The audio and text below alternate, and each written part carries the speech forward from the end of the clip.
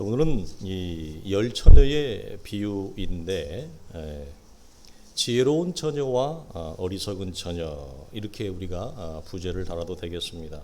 우리는 어떻게 주님을 기다려야 하는가 그 법에 대한 비유를 우리가 지금 나누고 있어요. 이 비유들은 굉장히 자극적이어서 우리에게 관심을 끌기에 충분할 만큼 흥미롭습니다. 그러나 이 비유의 말씀들은 대단히 강력한 도전의 말씀들을 내포하고 있는 비유입니다. 이 세 비유는 1차적으로 누구를 지목하고 있냐면 하나님의 나라의 중심이신 생명과 진리의 중심이신 예수 그리스도가 사람의 몸을 입고 이 땅에 왔지만 전혀 알지 못하는, 그러니까 예수 그리스도의 초림은 무엇에 대한 전조죠? 예고편이죠. 재림에 대한 예고편이죠. 전혀 모르고 있더라는 거죠, 이스라엘이. 그러니까 초림도 모르면 재림도 모른다 이 말이에요. 지난주에 나누었듯이 지금 내게 주어진 삶의 일상에서 하나님과 동행하지 아니하면 장래에도 아무도 주를 보지 못하리라. 이 말씀과 같은 맥입니다. 그래서 이 비유의 1차적인 대상은 이스라엘이라고 하는 이 민족적인 공동체, 특별히 그 중에서 그들을 영적으로 가이드하고 있는 종교 지도자들을 향한 주님의 일침의 말씀이 이 비유 안에 있는 겁니다. 그래서 비유를 통해 주님이 폭로하는 것은 이스라엘의 종교 지도자들은 보이는 것과 실체가 달랐다. 이것은 우리 지난주에 나누었듯이 그건 우리도 매 마찬가지이죠. 그래서 이제 이 비유의 1차적인 대상은 그들은 지나갔습니다.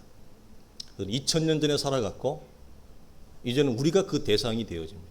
그러니까 우리가 2차적인 대상이 아니라 오늘 우리가 1차적인 대상이 되어진다. 이 비유의 말씀은, 이것은 이렇게 우리가 받는 것은 매우 지혜로운 처사가 아닐 수 없습니다. 열 처녀의 비유는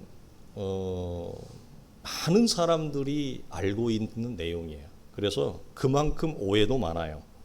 대표적인 오해가 뭐냐면 도대체 기름을 준비를 못해서 주님을 맞이하지 못했는데 도대체 그놈의 기름이 뭘 의미하는 건가? 뭘 말하지? 이겁니다. 2000년 동안 싸워왔습니다. 믿음이다. 성령이다. 지극히 작은 자 하나를 보살피지 못하는, 이웃을 품지 못하는 삶의 선행이다. 성령 하나님이다. 다 갖다 붙였습니다. 물론 다 갖다 붙여도 다 의미가 있죠. 다 말씀은 의미로 우리가 풀어질 수 있습니다만, 여러분 이렇게 시도하는 것 자체가 오류입니다. 전체 큰 비유의 맥락에서 찾아야 됩니다. 우리 지난주에 나누었듯이 비유 전체가 주는 맥락은 기름 하나가 무엇을 의미하는지에 별로 관심을 두지 않는다. 뭐냐? 이스라엘은 보이는 것과 실상과 실체가 달랐다. 외식이다. 가면을 쓰고 있었다. 이 큰 맥락을 잊은 채 기름이 참기름인지 들기름인지 고추기름인지 그거 알아서 뭐 하겠어요. 다 그거 싸우다가 전체를 놓치고 마는 겁니다. 오늘 3절과 4절을 보게 되어지면 대표적인 말씀인데, 자, 미련한 자와 슬기로운 자를 나누는데 특징이 뭐냐면 미련한 자는 등을 가지되 기름을 가지지 아니하고 반면에 슬기 있는 자는 그릇에 기름과 등을 함께 가지고 있더라. 자, 겉으로 보입니다. 무엇이? 등은. 겉으로 보이는 등은 그들은 가지고 있었어요. 이스라엘이. 그런데 보이지 않는 무엇이 없었어요? 기름이 없었다. 기름은 보이지 않습니다. 무엇을 말해줍니까?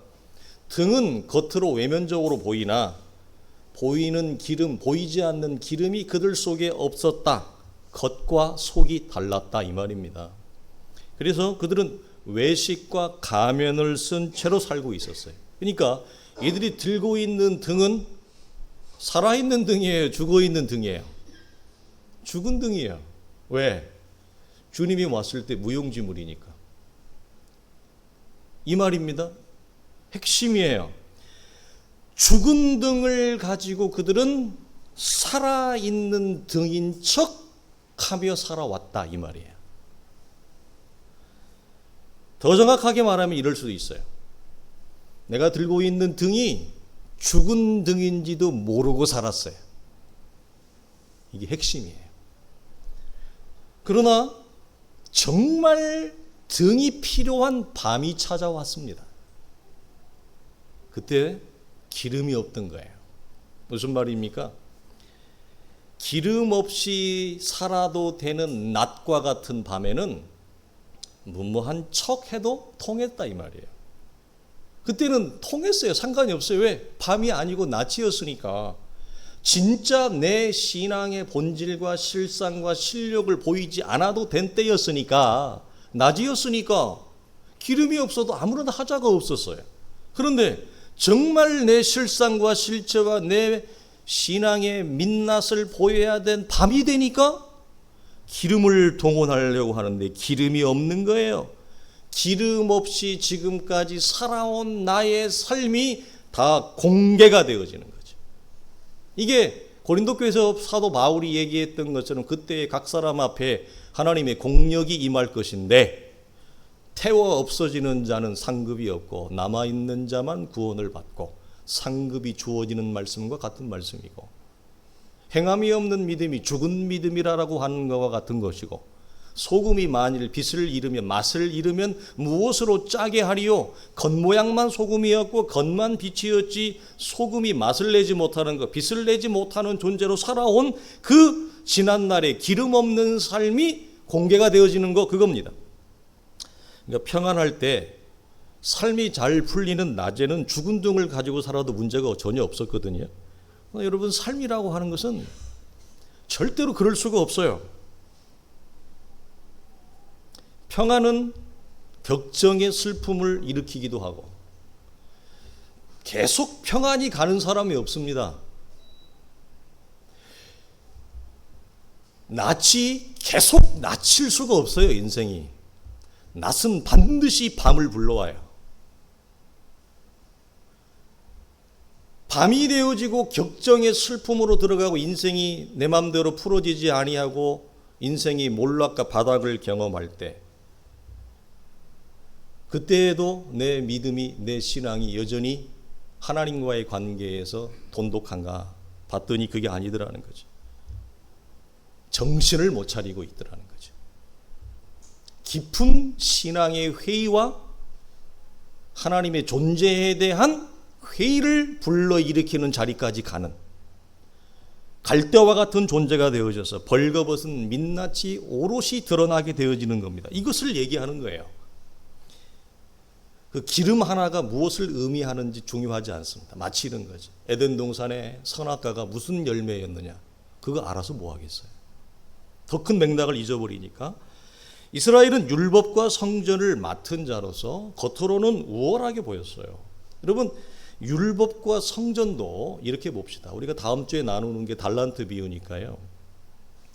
이스라엘이 율법과 성전을 받을 만해서 받았습니까? 아니면 하나님의 은혜로 받았습니까? 그들은 받을 만해서 받은 게 아닙니다. 그냥 하나님의 은혜로 받은 겁니다. 다음 주에 나눌 달란트 비유도 여러분, 그 사람이 5달란트 받은 게 5달란트 받을 만한 인생의 구조와 자격과 크기가 돼서 받은 게 아니에요. 그냥 하나님의 은혜로 받은 거예요. 1달란트도 마찬가지예요. 그런데 여러분, 이들은 그걸 잊어버려요. 망각해요. 자기들이 받을 만해서 우월하고 탁월해서 받았다고 얘기를 하잖아요. 그러니까 바울이 로마서에서 하도 답답해서 동족이지만 이렇게 얘기했잖아요. 우리가 그럴 만한 민족이 못 돼. 우리는 하나님이 창조한 여러 민족 가운데 가장 우리는 약한 민족이야. 우리는 못난 민족이어서 그걸 자기에게 적용할 때도 뭐죠? 그냥 괴수가 아니라 나는 죄인 중의 괴수다. 나는 인간이 못 되는 사람이다. 팔싹둥이다. 이런 얘기를 하는 거잖아요. 이게 믿음이 깊어지면 자기를 항상 봐요. 자기가 얼마나 연약하고 한없이 부끄러운 존재인가를 봐요. 수치스러운 존재인가를 보게 돼요. 근데 이스라엘은 그걸 보는 안목과 힘이 없었으니까 율법과 성전을 힘으로 생각했어요. 권력으로 생각했어요. 자랑으로 생각했어요. 그러나 그들의 실상 민낯은 전혀 달랐다는 거예요. 어떻게? 율법을 받을 만해서 받았다고 얘기하면 율법의 내용과 실체와 정신이 삶에서 일상에서 드러내야 될 거 아니에요. 자기들의 말 따라 우리는 율법을 받을 만해서 받았으니까, 그러면 그런 자격과 조건이 충분하니까 율법을 받은 결과가 뭐예요? 일상에서 사랑으로 드러나야 되는데 사랑이 전혀 드러나지 않는 거예요. 그럼 이들의 주장대로 율법을 받을 만해서 받은 거예요? 아니면 받지 않아야 될 존재가 받은 거예요? 받지 않아야 될 존재가 받은, 이게 은혜인 거예요. 자, 성전을 받았다. 그러면 자기들 말대로 성전을 받을 만해서 받았으면 성전의 참된 실체와 내용이 무엇으로 드러나야 되죠?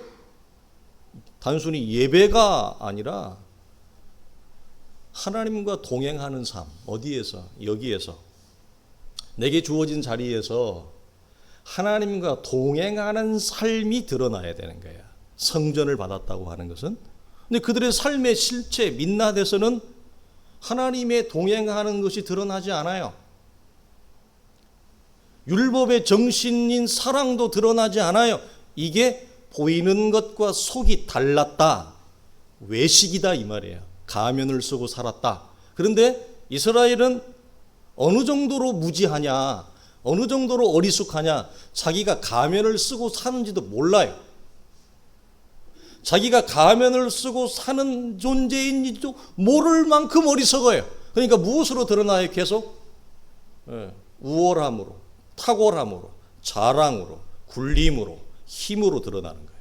다른 사람 위에 올라가서 그를 굴림하고 누를 때 인생을 살아가는 힘과 쾌락과 재미를 거기에서 찾는 거죠. 이게 지난주 나누었던 악한 종, 그리고 오늘 본문에 등장하는 미련한 5 처녀의 공통점이에요. 주님은 이스라엘의 진짜 얼굴이 이렇다, 이걸 얘기하는 겁니다. 제가 오늘 처음 시작할 때 이 주제 비유들은 되게 흥미로운 주제들이에요. 그러나 이 주제 비유들을 까면 깔수록 굉장히 강력한 도전이 와요. 자, 이런 삶을 바꾸지 않는 한 그날에 우리는 불충한 종으로 드러나고 혼인잔치에 참여하지 못하는 자의 운명을 피할 수 없다. 그러니 하나님의 은혜 가운데서 나라고 하는 존재의 실상을 빨리 보고 돌이키라, 이 말입니다.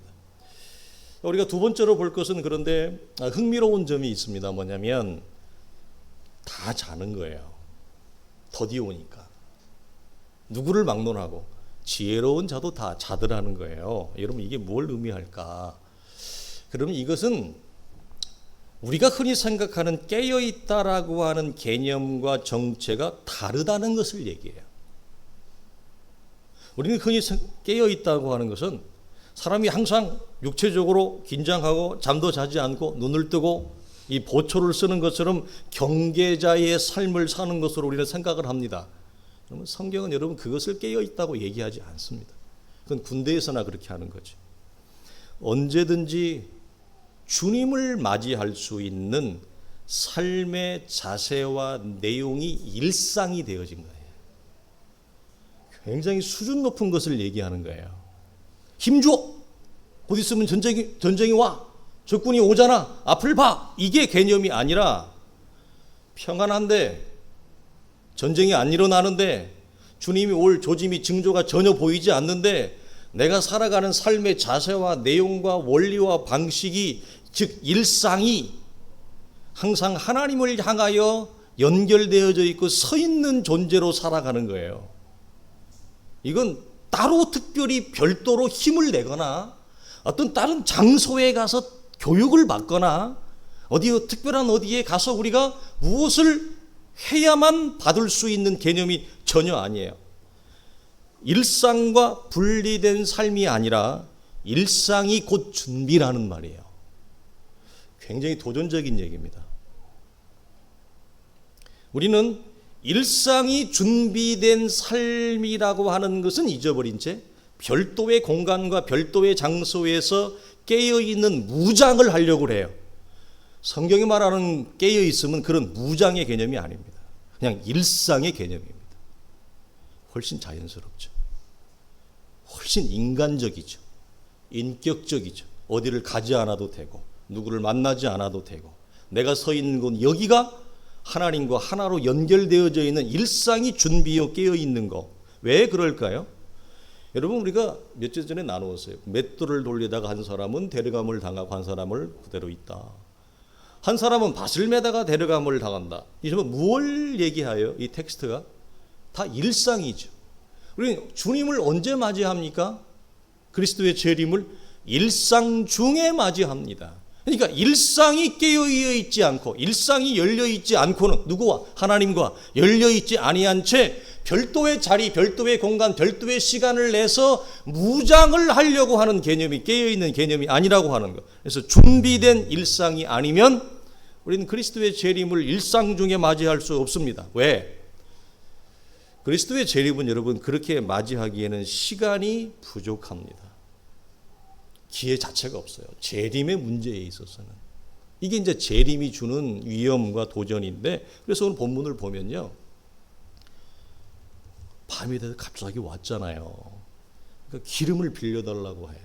애타게 빌려달라고 해요. 그런데 지혜로운 처녀들이 우리와 다른 반응을 보여요. 평소와 다른 반응을. 무슨 상황이라는 거예요? 재림의 상황이라는 거예요.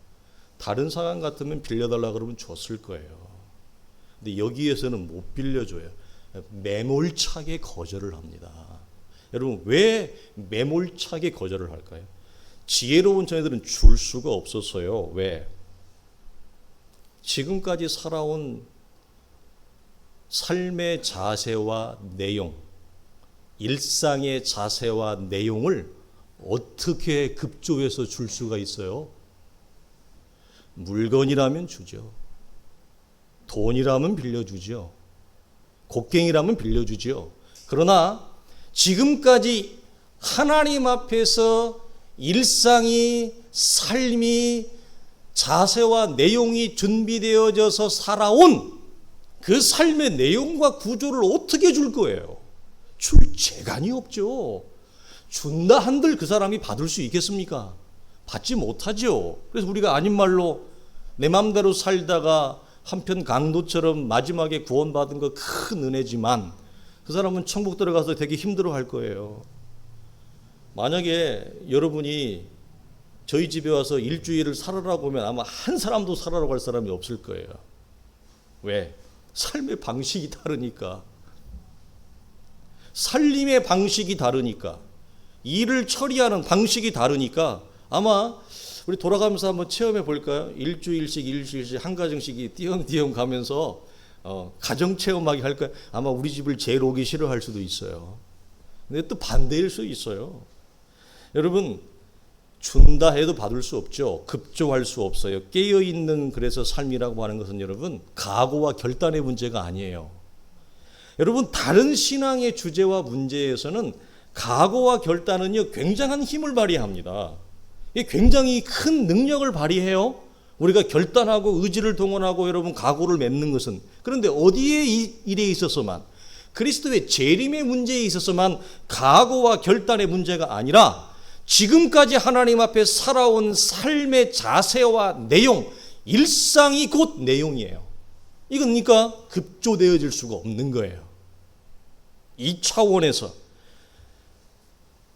준비된 일상만이 재림을 맞이한다 이 말입니다. 자, 그렇다면 여러분, 일상이 곧 준비이고 일상이 깨어있다라고 하는 이 개념과 표현을 여러분이 잘 기억하시고, 그러면 이런 삶의 내용은 도대체 무엇인가?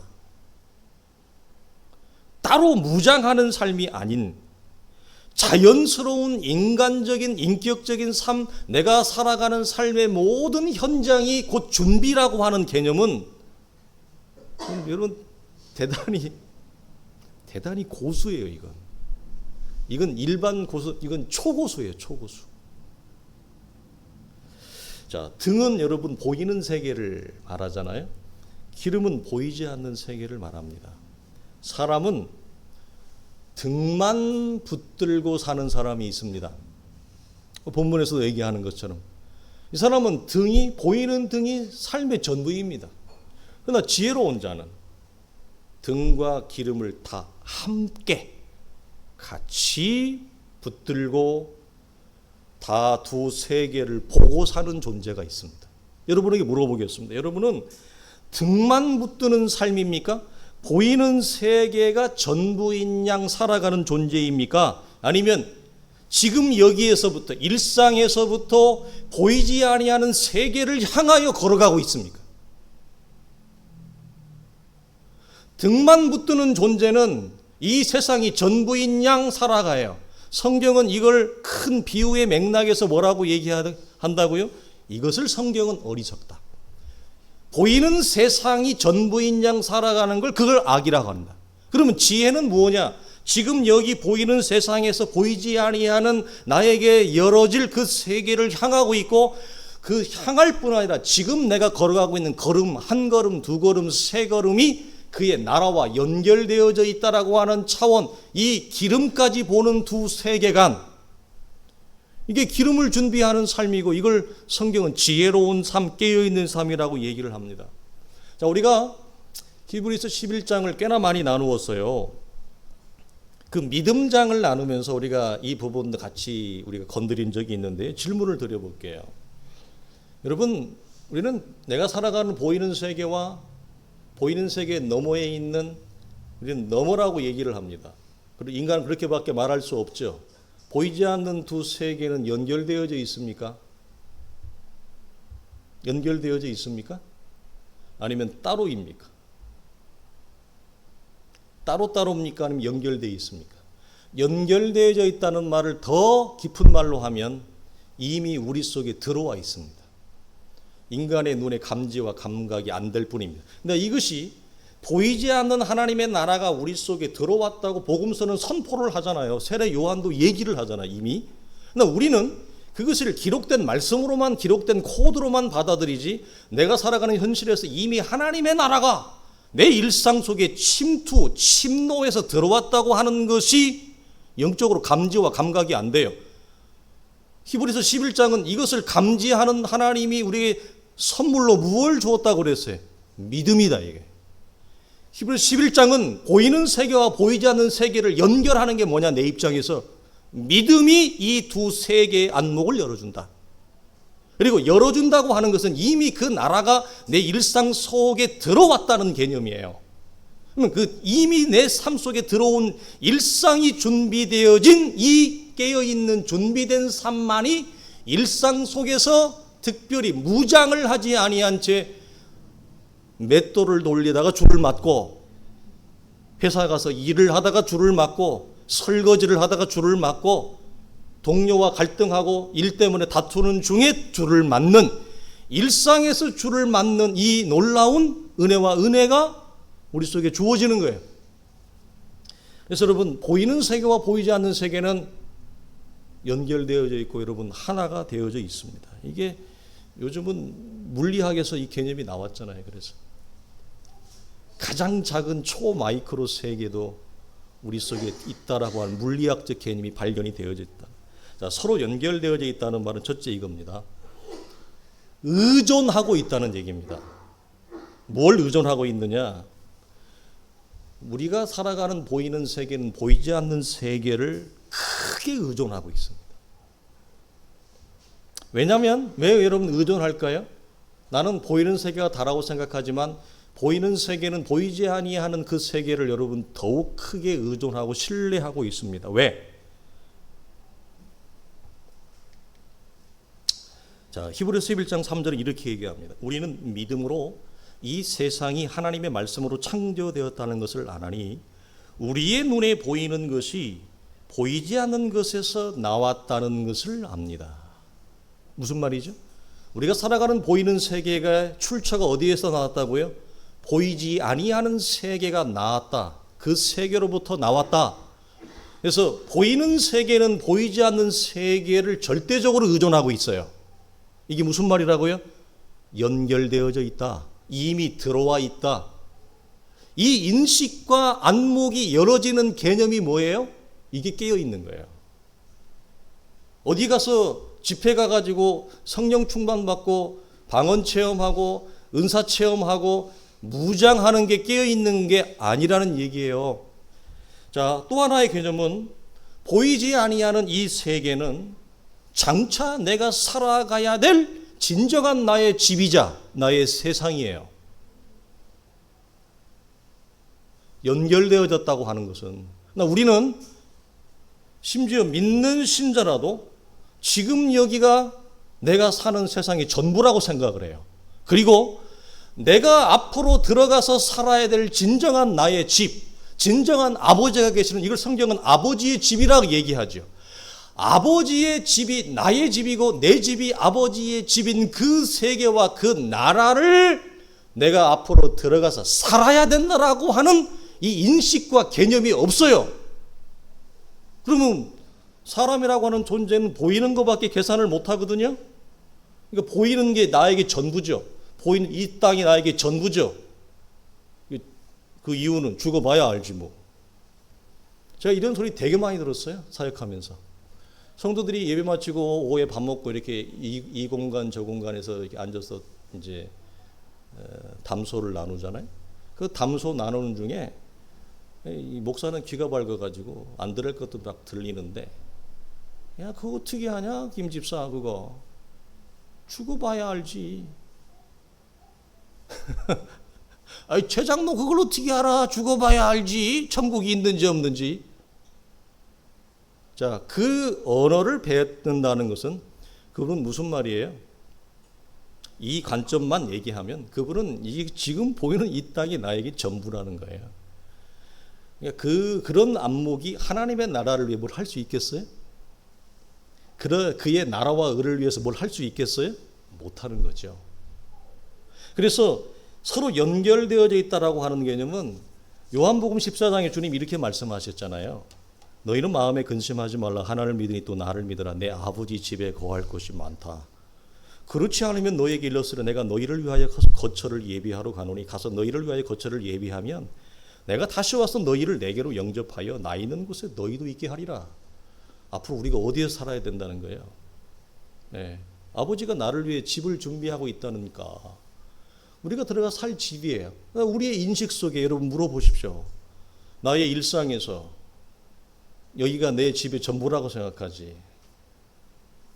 내가 들어갈 그 세계가 아버지가 계시는 진정한 나의 집이라고 그게 열려있고 인식하고, 그래서 그 아버지의 집을 향해서 내가 오늘 걸어가는 걸음이 이 세상의 끝이 아니라 그 나라를 향하고 있는가, 발걸음이. 이게 뭐라고요? 일상이 준비되어진 삶, 깨어있는 삶. 놀라운 겁니다. 자, 이렇게 마지막으로 하나 설명을 하고 마치려고 하는데, 보이는 세계를 우리는 시간의 세계라고 합니다. 이 세계를 가장 강력하게 주장하는 것은 시간입니다. 시간을 거스를 수 있는 자는 없습니다. 보이지 않는 세계는 우린 영혼의 세계라고 얘기합니다. 그러니까 재림을 준비하는 깨어있는 삶이라고 하는 건 뭐냐? 영혼의 세계가 죽어봐야 알지 이게 아니고, 영혼의 세계가 지금 이미 나의 일상 속에 천국이 침노해서 들어왔어요. 그러니까 내가 지금 살아가는 것은 오늘이라고 하는 현재 일상을 살아가지만 확대해서 더 깊게 얘기하면 나는 어디를 지금 살고 있는 거예요? 이미 들어온 천국을 살고 있는 거예요. 놀라운 개념입니다, 여러분. 이 안목이 열어져야 돼요. 그러니까 이미 하나님의 나라가 내 속에 들어온 거. 그래서 우리는 성육신을 왜 신비라고 얘기해요? 복음이 무엇인가를 얘기할 때 그리스도의 오심을 첫 번째 기둥으로 삼는 것은 보이지 아니하는 이 하나님의 나라를 이 땅 가운데 가져온 그 첫걸음이 뭐죠? 성육신 사건이잖아요. 그래서 그리스도의 오심, 성육신이 이 땅에 하나님의 나라를 도래한 불씨였습니다. 그리고 그리스도의 죽음과 부활의 권능은 우리에게 영원한 하나님의 나라의 세계의 문과 창을 열어주는 놀라운 우주의 대전환이 일어난 사건입니다. 우리는 그것을 믿음으로 고백하고 받은 것입니다. 그러나 믿음으로 고백하고 받는 것과 나의 일상에서 이미 예수 그리스도의 죽음과 부활을 통해서 내게 허락되어진 믿음 안에서 내게 열어진 천국을 살아가는 개념하고는 전혀 다른 얘기죠. 전혀 다른 얘기라고 하는 것은 보이는 이 세상이 전부인 것으로만 감지하고 살아가는 그 세계를 말씀을 드리는 겁니다. 그러니까 예수 그리스도의 십자가는 우리가 살아가는 시간의 세계, 보이는 세계와 보이지 않는 영혼의 세계의 문을 열어준 우주적인 대사건이에요. 그래서 인류 전체에게 그리스도의 십자가의 죽음과 부활은 우리에게 무엇을 선물해 주었느냐? 시간의 세계에 갇혀있는 우리에게 영원한 세계의 문을 열어주는 놀라운 사건이, 그래서 복음인 거예요. 이게 부활의 놀라운 권능이 가져온 선물입니다. 인류에게 알려준 하나님의 놀라운 선물이에요. 그러나 안타까운 것은 예수 그리스도를 따르고 있는 우리라 할지라도 이것이 우리의 일상 가운데 이미 문이 열어졌다. 영혼의 세계가 열어졌다. 이것은 어렵습니다. 우리의 기도의 제목이어야 될 것입니다. 그러니까 참된 신자들의 안목, 눈은 천국을 죽어서만 보는 게 아니라 지금 여기에서 영혼의 세계를 맛보는 거예요. 영혼을 보는 거고, 죽어야만 하나님의 음성과 소리를 듣는 게 아니라 지금 여기에서 하늘의 소리를 듣는 거죠. 진리의 소리를 듣는 거예요. 그래서 마태복음 13장에 주님이 이 말씀하셨어요. 너희 눈은 봄으로 너희 귀는 들음으로 복이 있다. 내가 진실로 너희에게 이르노니 많은 선지자와 의인이 너희가 보는 것을 보고자 해도 보지 못했다. 너희가 듣는 것을 듣고자 해도 듣지 못하였느니라. 그러나 내가 성육신으로 사람의 몸을 입고 이 땅에 오므로 너희 귀와 너희 눈은 들을 수 있고 볼 수 있는 복이 있는 존재가 되어졌다. 왜?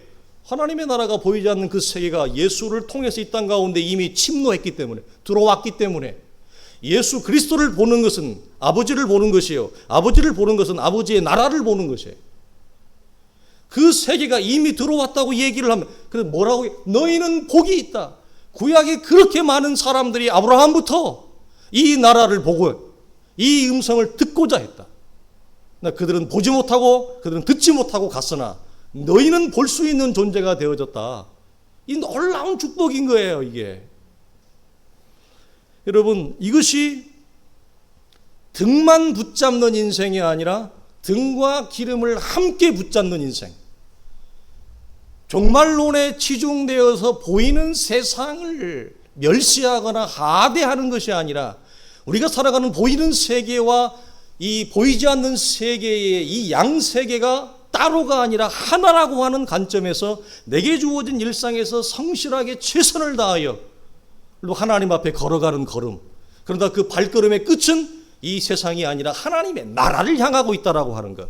그래서 나는 이미 천국을 향하여 걷고 있는 존재가 되어졌다. 이 안목과 시선. 이것이 열어질 때 우리는 일상이 준비되어지는 자의 삶으로 여러분 열어지는 것입니다. 그래서 굉장히 이 안목의 전환, 시선의 전환이 중요하죠. 깨어있는 일상을 위해서는 그래서 여러분 반드시 눈과 귀가 새로워져야 돼요. 열어진 눈과 귀는 우리에게 주어진 일상이 천국인 것을 확인하는 매일매일의 날이 되어야 됩니다.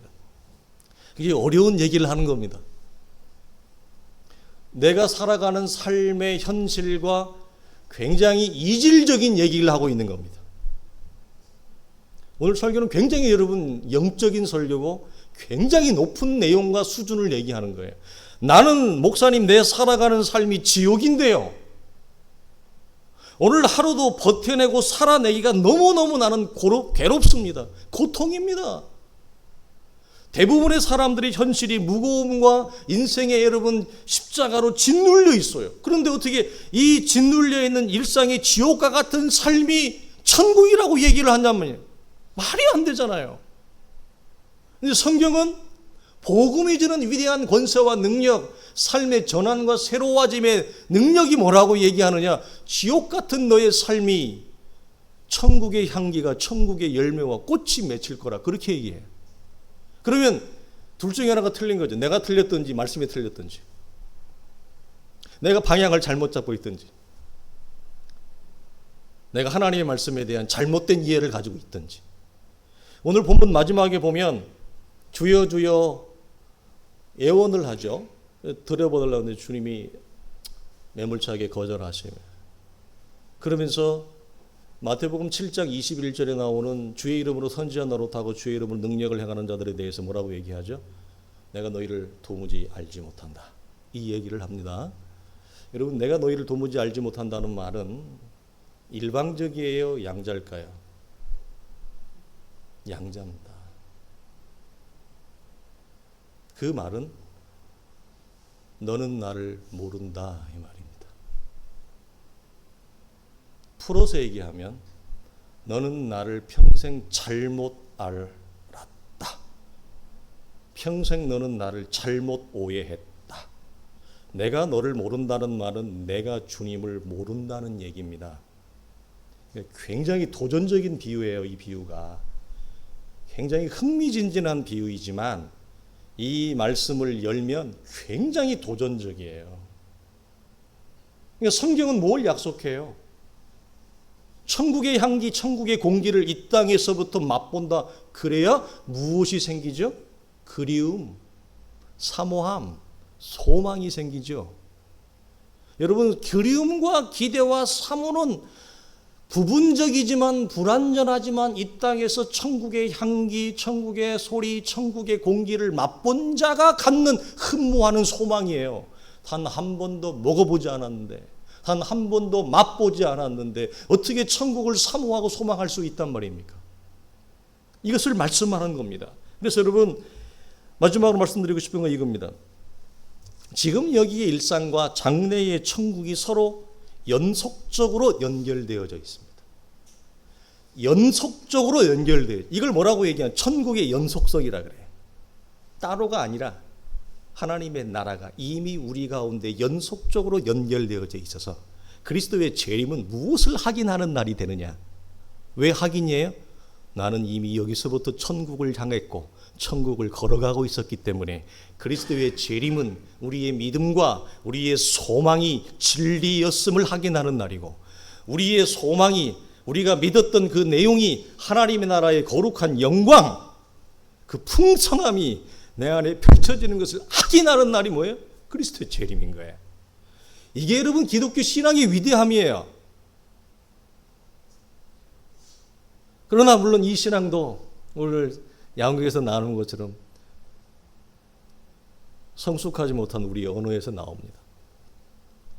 그 말의 실체와 의미가 모르는 언어에서 나옵니다. 그러나 그 불완전하고 미성숙한 우리의 말은 진정한 온전한 신앙과 삶의 실제로 여러분 바뀔 것입니다.